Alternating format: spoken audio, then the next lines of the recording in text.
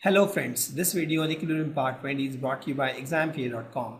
No more fear from exam. Before watching the video, please make sure that you have watched all the previous parts. Let's talk about the effect of change in pressure. So effect of change in pressure is viewed only when the number of reactants and the number of product moles are different. We will talk about this why. So if you increase the pressure, right, the volume will decrease. So the effect of pressure and the effect of volume will be inversely proportional. That will show you. So let's suppose you increase the pressure. So what will happen if you increase the pressure? There will be greater number of moles per unit volume, right? But the volume is decreased. So for example, it had 10 moles for 10 liters. So it was 10 by 10, that is 1 mole per liter. Now if you have decreased the volume to 1 liter, the moles is same, so the concentration becomes 10 moles per liter, correct?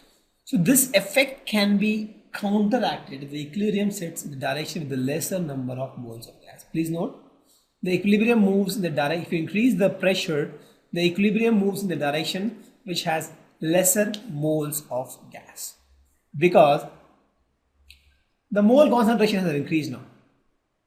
Right, so it has increased now, so the reaction will move in such a direction that this should decrease. So it will move in a direction where lesser number of moles of gas is there. Please note, once again, let me repeat, this is a very critical concept. I'll put some stars here. Please note. So if you increase the pressure of the system, the volume is decreasing.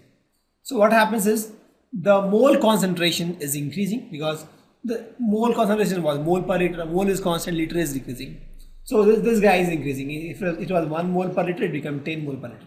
So to reduce the effect, system will go in such a direction that, in a direction where the lesser number of moles of gas is there. Lesser number of moles of gas. For example, we'll take this equation.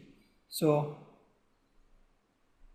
CO plus 3H2 gives CH4 and H2 gas. So how many moles of gas here? 4. And how many here? 2. So if you increase the pressure, system will go in this direction. Here if you solid, you can ignore. Here we have 1, here you have 0. So you have more here. So increase the pressure, system will go in this direction. Here we have 2 moles, here we have 2 moles. So increase the pressure, no effect. Very easy. Just count the number of moles of gas here. Right? So if you increase the pressure, it will go in a direction where we have lesser number of moles of gas.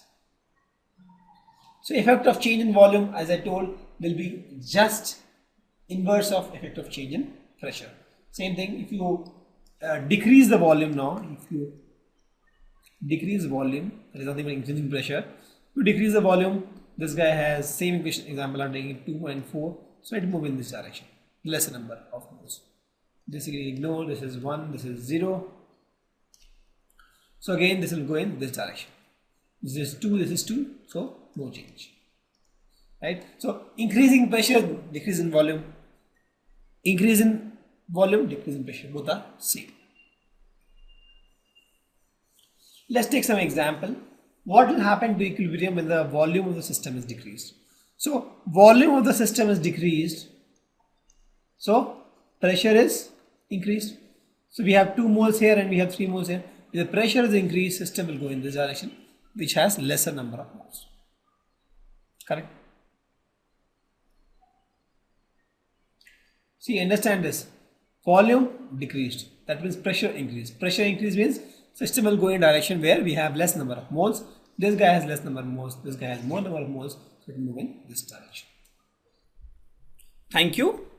Visit examfear.com to watch free educational videos, try free online tests, get the best quality study materials, study from the best tutors and mentors, and much more. Thanks once again.